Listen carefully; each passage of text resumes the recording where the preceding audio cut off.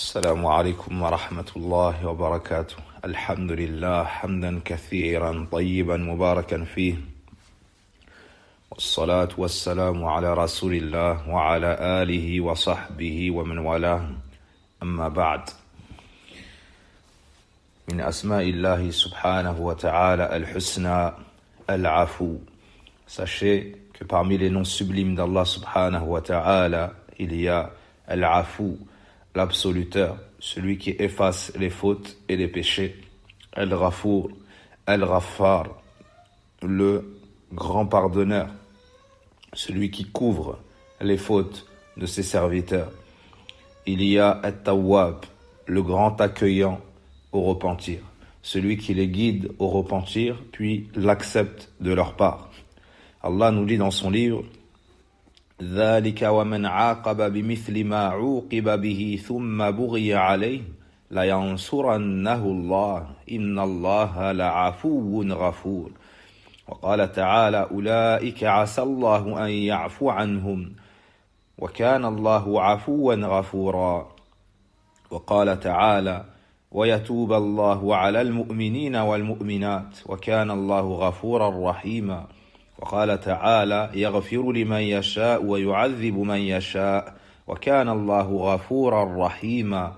وقال تعالى: وإني لغفار لمن تاب وآمن وعمل صالحا ثم اهتدى. وقال تعالى: وأنا التواب الرحيم.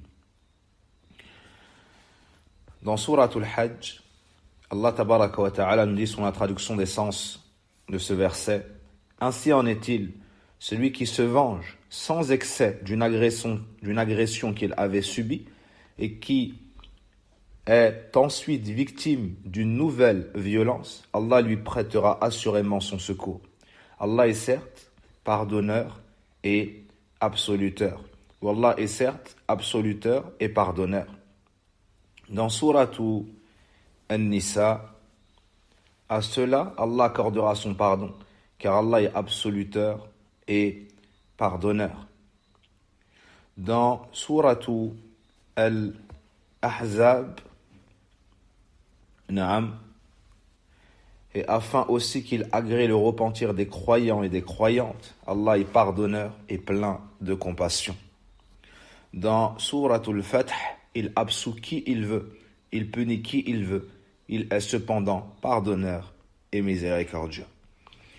Et enfin, ou plutôt dans Suratu Al-Fath, en vérité, plutôt dans Surat Taha, en vérité je pardonne. C'est plutôt dans le Fath, en vérité je pardonne sans cesse à celui qui se repent, croit en moi, pratique le bien et suit le droit chemin. Dans Surat Taha.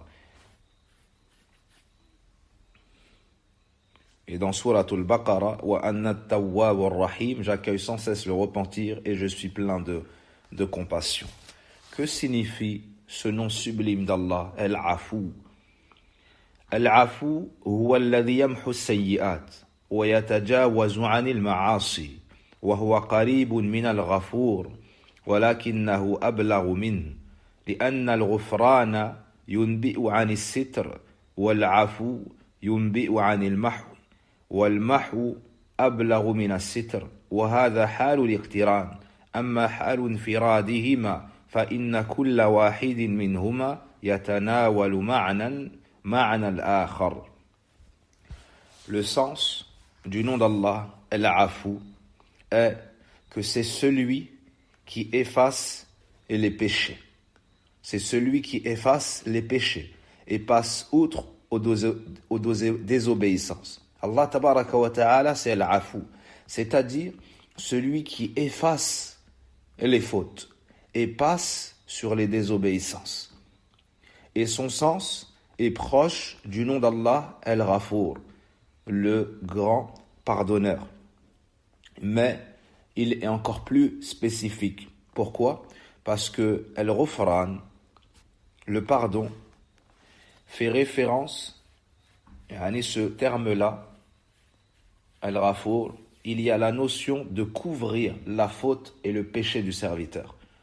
Quant au nom d'Allah, Al-Afu, il y a la notion d'effacement.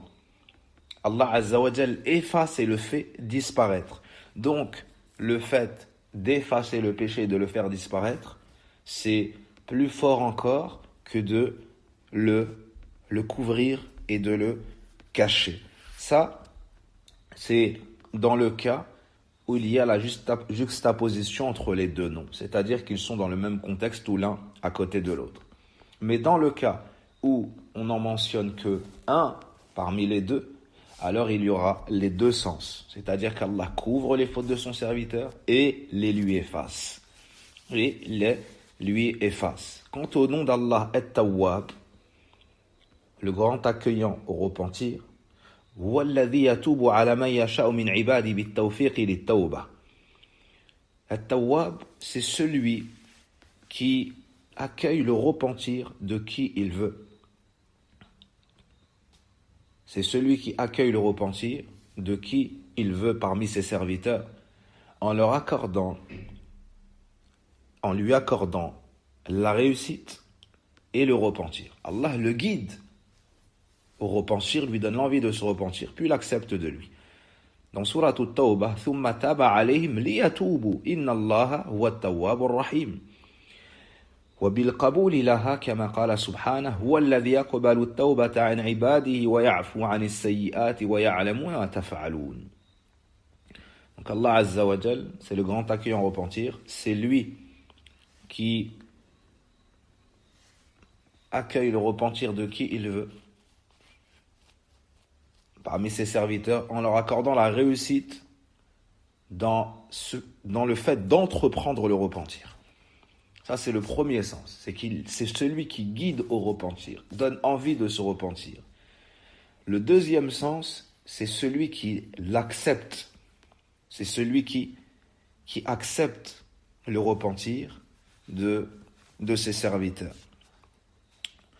Dans Surat At-Tawbah, Allah subhanahu wa ta'ala nous dit « C'est alors que Allah revint vers eux pour les amener au repentir. »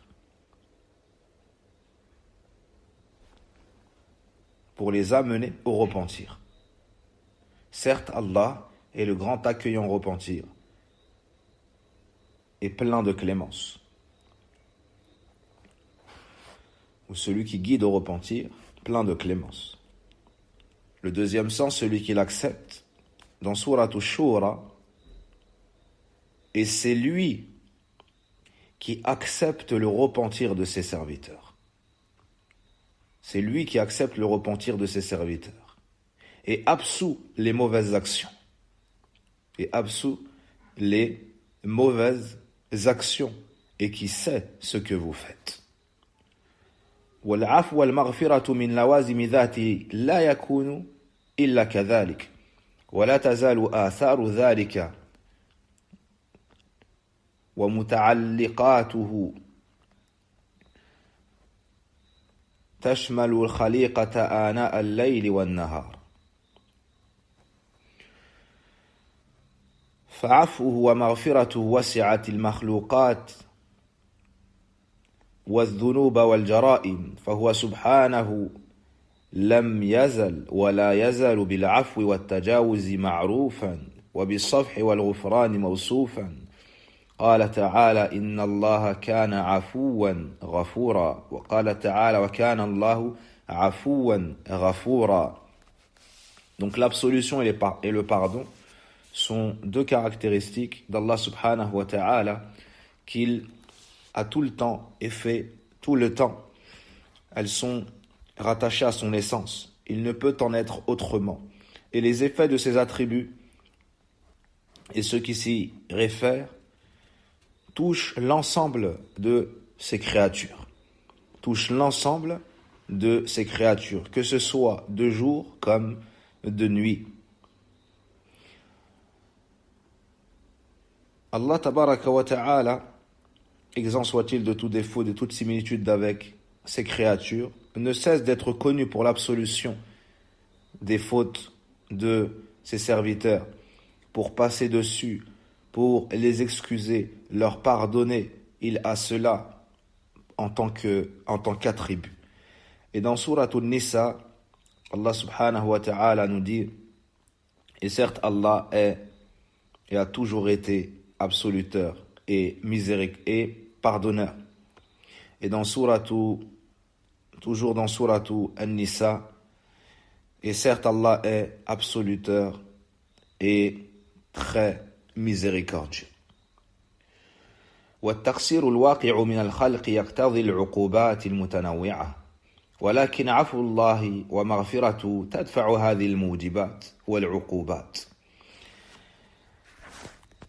Ici, on nous dit que les imperfections des créatures,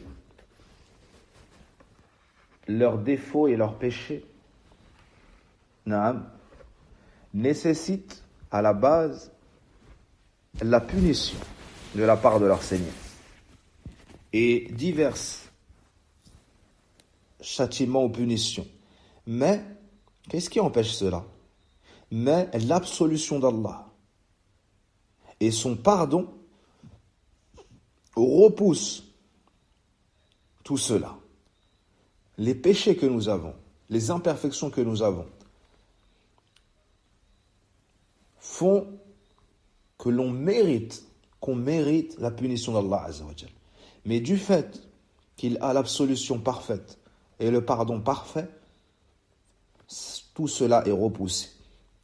Et pour cela que dans Surat Fatir, il nous dit وَلَوْ يُؤَاخِذُ اللَّهُ النَّاسَ بِمَا كَسَبُوا مَا تَرَكَ عَلَى ظَهْرِهَا مِنْ دَابَّةٍ وَلَكِنْ يُؤَخِّرُهُمْ إِلَى أَجَلٍ مُّسَمًّى فَإِذَا جَاءَ أَجَلُهُمْ فَإِنَّ اللَّهَ كَانَ بِعِبَادِهِ بَصِيرًا.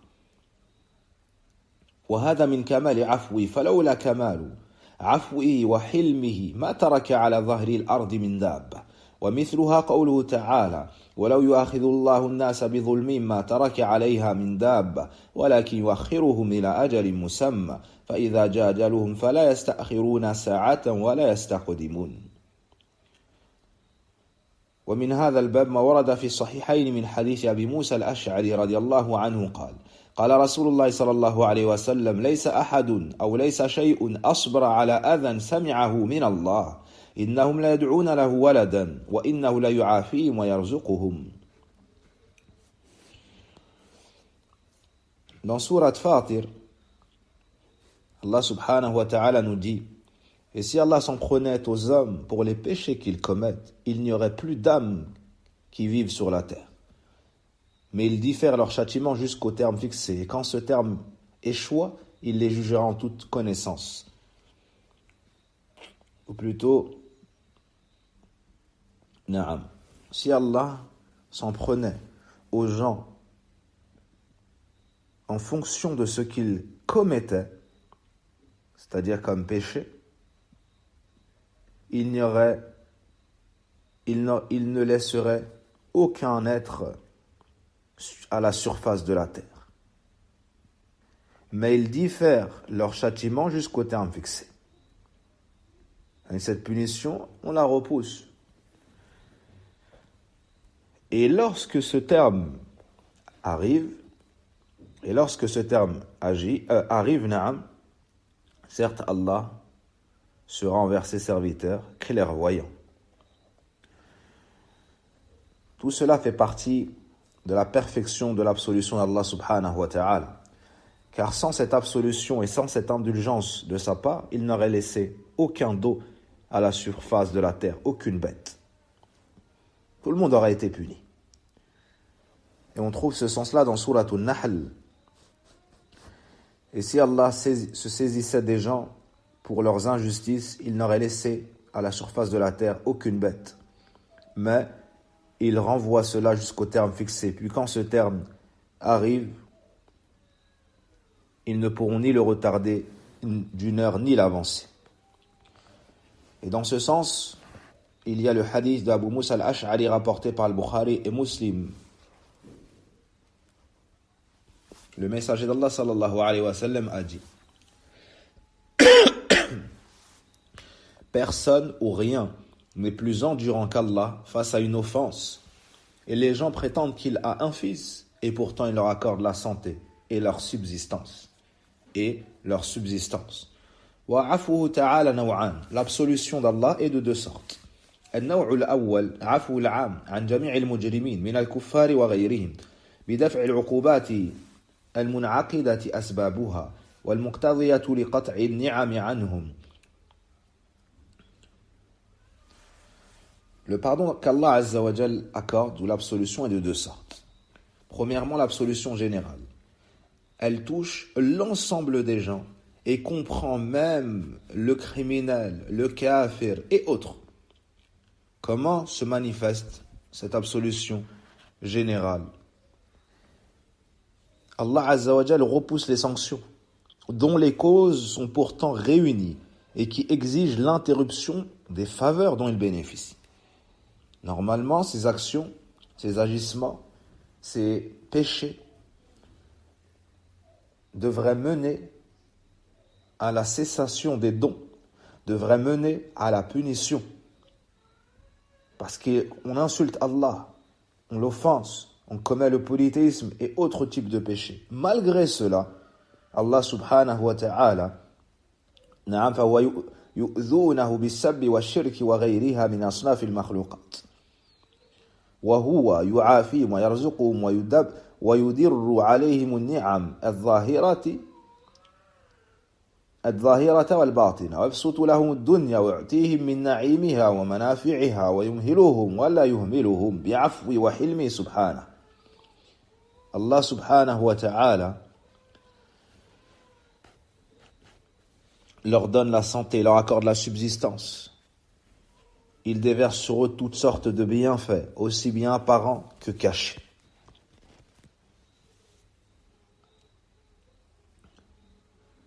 Et dans tout cela, lorsqu'Allah Azza wa Jal étend sur eux ses largesses de ce bas monde et leur donne de ses bienfaits, des choses qui leur plaisent, des choses qui leur sont utiles, dans tout cela, Allah subhanahu wa ta'ala leur donne du temps et un répit, mais il ne les néglige pas. Tout cela grâce à son indulgence et tout cela grâce à son absolution et son indulgence, subhanahu wa ta'ala. Le deuxième type de pardon ou d'absolution accordée par Allah, l'afou al-khas, c'est l'absolution particulière et spécifique. ومغفرته الخاصة للتائبين والمستغفرين والداعين والعابدين والمصابين بالمصائب المحتسبين. Ce pardon particulier, cette absolution particulière est accordée à qui? À ceux qui se repentent, à ceux qui lui demandent pardon, à ceux qui l'invoquent, à ceux qui l'adorent, à ceux qui sont touchés par toutes sortes de malheurs, mais se montrent endurants et espèrent la récompense chez Allah. فكل من تاب إليه توبة نصوحة وهي الخالصة لوجه الله العامة الشاملة التي لا يصحبها تردد ولا إصرار فإن الله يغفر له من أي ذنب كان من كفر وفسوق وعصيان وكلها داخلة في قول تعالى قل يا عبادي الذين أسرفوا على أنفسهم لا تقنطوا من رحمة الله إن الله يغفر الذنوب جميعا إنه هو الغفور الرحيم. Ainsi, toute personne qui se repent à Allah d'un repentir sincère, c'est-à-dire le repentir qui est fait sincèrement à la recherche du visage d'Allah, le repentir qui est général, le repentir qui englobe toutes les fautes, le repentir qui n'est pas accompagné de doute, ni de continuité, ni de persévérance dans le péché. C'est-à-dire qu'il cesse le péché. Certes, Allah lui pardonne à cette personne, quel que soit le péché commis. Allah pardonne même la mécréance, la perversion. Allah subhanahu wa ta'ala pardonne la dépravation, il pardonne tous les péchés. Tous ces péchés-là entrent dans sa parole. Dit: ô mes serviteurs qui avez commis des excès à votre propre détriment, ne désespérez pas de la miséricorde d'Allah. En vérité, Allah absout, en vérité, Allah pardonne tous les péchés. C'est lui le grand pardonneur, le très clément. Donc Allah Azza wa Jal pardonne tous les péchés lorsqu'il y a le repentir. وقد تواترت النصوص في الكتاب والسنة في قبول الله التوبة من عباده من أي ذنب كان وكذلك الاستغفار المجرد يحصل به من مغفرة الذنوب والسيئات بحسبه. Très nombreux sont les textes dans le livre et la sunna, le livre c'est-à-dire le Coran et la sunna du prophète sallallahu alayhi wa sallam, montrant qu'Allah accepte le repentir de ses serviteurs, quel que soit le péché commis au préalable. Il en est également ainsi pour celui qui demande pardon. En disant astaghfirullah, lui aussi obtient un pardon pour ses péchés, pour ses fautes, selon la demande de pardon qu'il effectue. Dans le hadith à thème divin, Allah le Très-Haut nous dit: Ya ibn Adam, innaka ma da'awtani wa rajawtani ghafartu laka ma kana minka wa la ubali. Ya ibn Adam, law balagat dhunubuka anana as-samai thumma astaghfartani ghafartu laka wa la ubali. يا ابن آدم لو أتيتني بقراب الأرض خطايا ثم لقيتني لا تشرك بي شيئا لأتيتك بقرابها مغفرة. Anas ibn Malik radiallahu anhu nous rapporte, comme c'est dans le cas d'Imam al-Tirmidhi, et c'est le dernier hadith dans le livre de l'imam al-Nawawi, al-Arba'in al-Nawawi, rahimahullah. Allah le Très-Haut nous dit dans ce hadith à thème divin: ô fils de Adam, tant que tu m'invoques et places ton espoir en moi, je te pardonnerai sans prêter attention. Et quels que soient les péchés, les fautes, leur gravité, leur nombre, ô fils de Adam, même si tes péchés atteignent l'étendue du ciel, puis tu implores mon pardon, je te pardonnerai sans y prêter attention. Ô fils de Adam, si tu venais à moi avec autant de péchés que la terre puisse contenir, puis que tu me rencontrais sans rien m'associer, je t'accorderai autant de pardon que la terre peut contenir. Ou plutôt, ô fils de Adam, si tu venais à moi avec autant de péchés que la terre peut contenir, tout en me rencontrant sans m'ayant associé quoi que ce soit, je viendrais à toi avec son équivalent en pardon. وكذلك من عفوه سبحانه أن الحسنات والأعمال الصالحة تكفر السيئات والخطايا. Fait également partie de l'absolution d'Allah subhanahu wa ta'ala, de son grand pardon, le fait que les bonnes œuvres, les bonnes actions effacent les mauvaises et les péchés. Effacent les mauvaises et les péchés. Dans le verset dans Surat Hud, Allah nous dit: Nal hasanat yudhibna sayyi'at. Et dans le hadith, Atbi'i sayyi'at al-hasanata tamhuha. Rawahu Ahmad wa Tirmidhi wa al-Hakim wa ghayruhum. Dans le verset, certes, les mauvaises œuvres effacent, ou certes, les bonnes œuvres effacent les mauvaises. Dans Surat Hud. Et dans le hadith, fait suivre une mauvaise action, fait suivre la mauvaise action d'une bonne, elle l'effacera. Donc après avoir commis une faute, fait une bonne action, elle effacera la mauvaise. وكذلك من عفو أن المصائب التي تصيب العبد في نفسه أو والده أو ماله تكفر سيئاته خصوصا إذا احتسب ثوابه وقام بوظيفة الصبر أو الرضا. Fait également partie de l'absolution d'Allah Azza wa Jal ceux qu'il accorde aux serviteurs lors du malheur, ceux qui sont touchés d'un malheur, que ce soit dans leur personne, leurs enfants, leur argent. Allah Azza wa Jal efface par cette cause leurs péchés, particulièrement s'ils espèrent la récompense en mettant en pratique l'endurance, en mettant en pratique l'endurance. ومن أعظم عفوه سبحانه أن العبد يبارز ربه بالعظائم والجرائم فيلطف به ربه ويحل عليه عفوه ويشرح صدره للتوبة وتقبل منه متابه بل إنه سبحانه يفرح بتوبة عبده إذا تاب مع أنه غني حميد لا تنفع طاعة من أطاع ولا تضر معصية من عصى. Fait partie de la plus grande absolution d'Allah subhanahu wa ta'ala et indulgence, envers ses serviteurs, le fait que le serviteur, le fait que le serviteur défie son Seigneur par toutes sortes de grands péchés, de grandes désobéissances.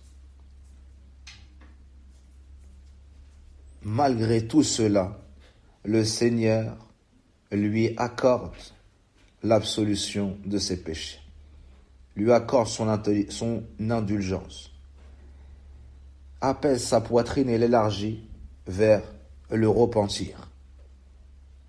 Naam, il fait en sorte que sa poitrine soit disposée au repentir. Puis il accepte sa repentance. Plus encore, Allah subhanahu wa ta'ala se réjouit du repentir de son serviteur lorsque ce dernier cesse les péchés et lui demande pardon. Alors qu'Allah est celui qui se passe largement de tout et c'est le digne de louange. L'obéissance de celui qui lui obéit ne lui est en rien utile. La désobéissance de celui qui lui désobéit ne lui nuit en rien, ne lui cause aucun tort. Dans le recueil d'Imam Muslim, Anas ibn Malik radiallahu anhu nous dit, le messager d'Allah sallallahu alayhi wa sallam a dit: Lallahu ashaddu farahan bi tawbati abdi hina yatubu ilay min ahadikum kana ala rahilati bi ardi falah فلتت منه وعليها طعامه وشرابه فأيس منها فأتى شجرة فاضطجع في ظلها قد أيس من راحلته فبينما هو كذلك إذ هو بها قائمة عنده فأخذ بخطامها ثم قال من شدة الفرح اللهم أنت عبدي وأنا ربك أخطأ من شدة الفرح. Anas ibn Malik nous mentionne, comme c'est rapporté par l'imam Muslim,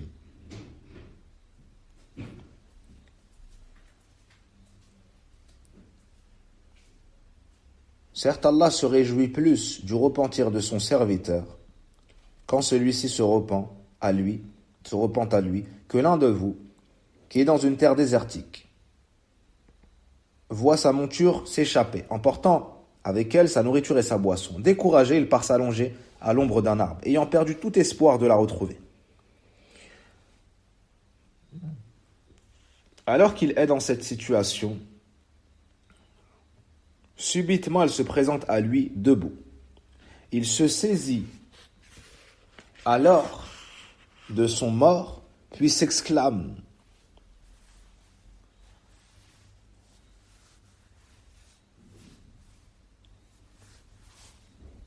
de par un excès de joie, ô Allah, tu es mon serviteur et je suis ton Seigneur. Il s'est trompé à cause de l'intensité de sa joie. Ici, c'est la joie la plus grande, la plus profonde qu'on puisse imaginer. Le prophète alayhi salatu wassalam nous la mentionne en parabole pour nous dire qu'Allah subhanahu wa ta'ala se réjouit grandement du repentir de son serviteur. Et lorsqu'Allah se réjouit de cela, ce n'est pas parce qu'il a besoin de son repentir, mais il a le choix entre le châtier et lui pardonner. Et ici, le serviteur a fait la cause pour ne pas être châtié. Et Allah Azza wa Jal préfère pardonner à son serviteur plutôt que de le châtier. Comme a expliqué Ibn Uthaymin, rahimahullahu ta'ala. Il convient donc au serviteur de connaître ces noms sublimes d'Allah subhanahu wa ta'ala, car elles seront pour lui une cause de gravir les hauts degrés et de faire des efforts dans l'invocation d'Allah subhanahu wa ta'ala et de faire les causes pour être pardonné. Ainsi, il fera beaucoup de demandes de pardon et d'absolution de péchés et ne désespérera jamais de la miséricorde d'Allah subhanahu wa ta'ala. Ainsi, parmi les effets les plus bénéfiques de la connaissance de ces noms-là, qu'Allah est Al-Afou, celui qui efface les fautes, Al-Ghafour, le pardonneur, Al-Tawwab, celui qui guide au repentir puis l'accepte. Parmi les effets, le fait que le serviteur aura toujours espoir en Allah, il souhaitera toujours être pardonné, il aura peur de commettre les péchés, mais il ne désespérera jamais de la miséricorde d'Allah. Il ne cessera de demander son pardon, quel que soit l'éloignement, quels que soient les péchés commis dans le passé. nous sommes dans le mois de Ramadan, dans les 10 dernières nuits du mois de Ramadan, les meilleures nuits au monde, les meilleures nuits de toute l'année. Il faut donc avoir un grand espoir en Allah Azza wa Jal, se repentir pour l'ensemble des fautes, lui demander l'absolution des péchés. Aisha radiyallahu anha a dit au messager d'Allah, vois-tu si j'ai connaissance de Laylatul Qadr, si je pense savoir quelle nuit, que cette nuit est Laylatul Qadr, ou dans quelle nuit est Laylatul Qadr, que me recommandes-tu de dire? Il lui a dit, Qouli, dis Allahumma, innaka afuwun tuhibbul afwa fa'afu anni. Oh Allah, tu es absoluteur, tu aimes l'absolution des péchés. Absous donc mes fautes. Absous donc mes fautes. Voici la dua à apprendre et à beaucoup prononcer jusqu'à la fin de Ramadan, les nuits de Ramadan. Et on peut dire cette dua de jour comme de nuit, durant Ramadan et en dehors de Ramadan. Mais particulièrement dans les 10 dernières nuits, il faut la prononcer. C'est une sunna enseignée par le prophète sallallahu alayhi wa sallam. Et j'attire votre attention sur un point, c'est qu'il y a une version avec l'ajout de Karim. Allahumma innaka afuwun karim. Avec l'ajout de ce nom d'Allah, Al-Karim. Cette parole est vraie à 100%. Cette parole est juste. Et c'est un nom d'Allah, Al-Karim. Et c'est une dua qu'on a le droit de dire. Par contre, ici, dans ce hadith, le prophète n'a pas mentionné Al-Karim. Ainsi, l'excellence est de ne pas le mentionner ici et de se contenter de dire ce que le prophète alayhi salatu wassalam a enseigné à Aisha. Allahumma innaka afuwun tuhibbul afwa fa'afu anni. Oh Allah, tu es l'absoluteur, tu aimes l'absolution des fautes, des péchés, absous donc mes fautes. Sans ajouter Karim. Barakallahu fikum. وفقنا الله وإياكم لما يحبه ويرضى وصلى اللهم وبارك على نبينا محمد وعلى آله وصحبه أجمعين. اللهم اغفر لنا ذنوبنا وكفر عنا سيئاتنا وتوفانا مع الأبرار. اللهم إنك عفو غفور غفار تواب فاغفر لنا واعف عنا وتب علينا. سبحانك اللهم وبحمدك أشهد أن لا إله إلا أنت أستغفرك وأتوب إليك والحمد لله رب العالمين.